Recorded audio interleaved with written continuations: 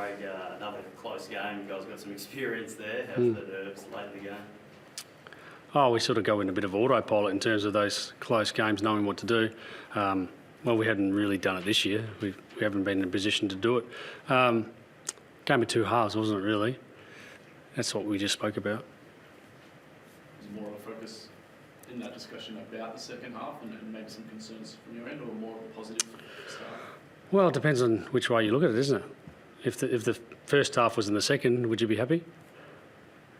And that's where we sit. We go, well, we did enough to win the game in the first half, but Hawthorn changed the way they went about it, and they were fantastic in the second half. And they dominated a lot of key parts of the game. And this is a competition where, if you give the opposition hope and allow them to play their style, then you're going to be up against them. We witnessed that, particularly in the last quarter, but major parts of the third as well. Can you talk us through Scott Pendlebury? How serious was that rib issue in the end? Oh, I'm not sure how serious it is. He sort of came in the game with a bit sore, and I think he got a knock right on where it was sore. So I don't know the context or the degree of injury at this stage. We've got a big break, so I think we've got 13 days before our next game, so we'll wait and see what that looks like. You've got the bye next week. What do you sort of make of the first half or the first, what is it, 4 weeks? Yeah, well, we've played 5 games and we're in round 4. Work that out. So we've had a pretty tough run. We've played some really good teams, and we learn a lot about ourselves.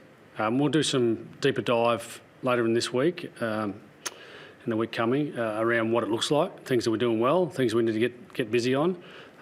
We'll do a bit of a temp check. We've got a body of work now to work through that. We're not standing still. We know we need to get better.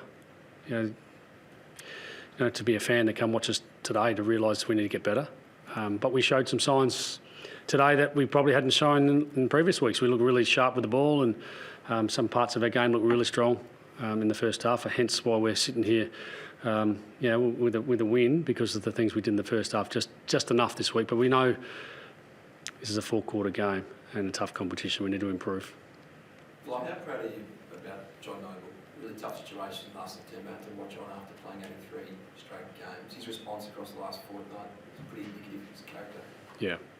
Yeah, well, you wouldn't expect anything else from Nobes. The way he prepares, the way he applies himself to wanting to be part of our team and mindset.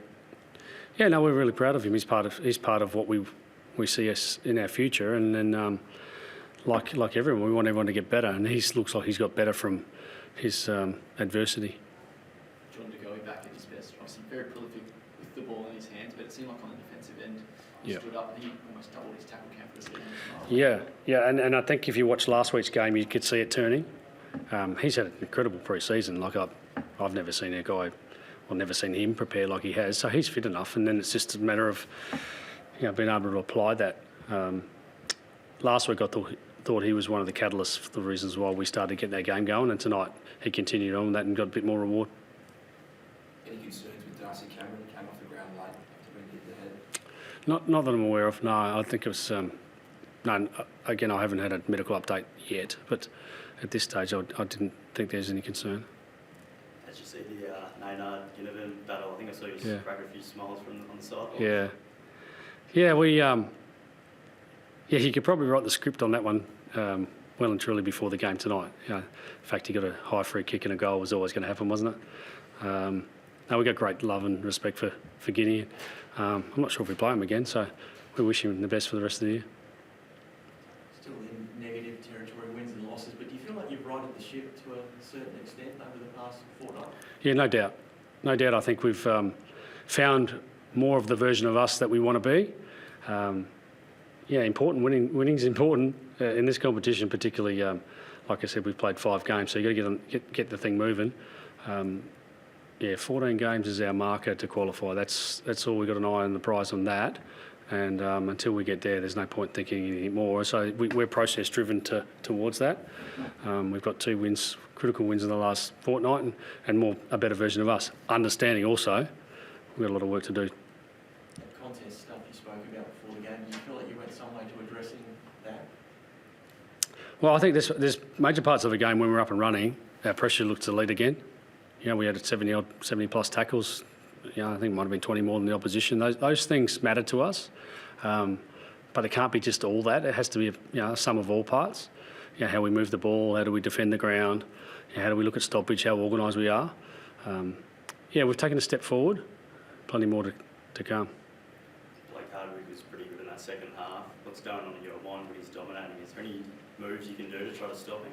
Little things. It's little things. You watch behind the goals, it's just reaction time, or it's starting position. We've got two defenders back, and he's behind him. Why can't one just sort of turn his head and have better awareness? They're little things. He's a very good player, and I was lucky enough to coach him for 12 months. He's a ripping guy. So hope he kicks 4 goals again, just not against us. So you managed still side one in Brisbane and the sub today. Do you expect him to come back in the 22 post-final? Yeah, I think so. Yeah, that still is an important player for us. Tonight we had Paddy playing his 100th game, so we want to make sure we appreciate that. And we'd like to think Steele's got his best footy still in front of him.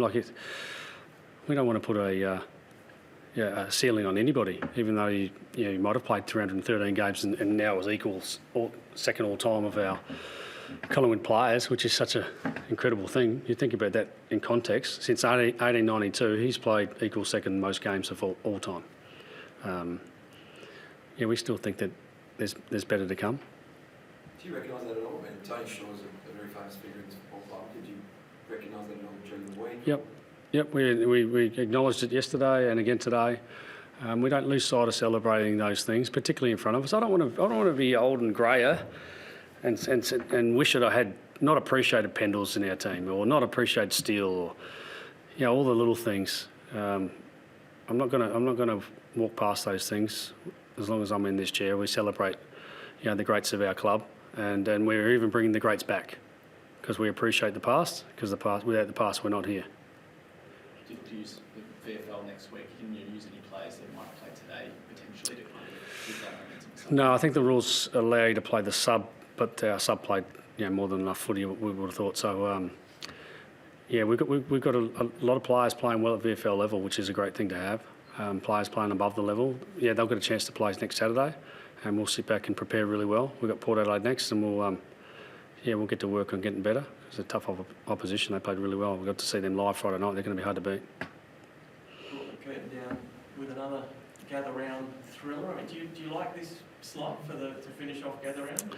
Well, it's a long wait. Being the last game of the round, we'll play anywhere, wherever they want us to play, whatever time slot. It's great to see our fans turn up. They turn up. It doesn't matter when we play. The concept of gather round in Adelaide is a massive win. I grew up in Adelaide, and I have great love and appreciation for Adelaide. And to see it on show, I went out to Stirling this morning for a coffee. It was buzzing, and then you go to Mount Barker and there's games on, and it's a beautiful state. And well run to the AFL and well done to South Australia. They put on a good show. Thank you.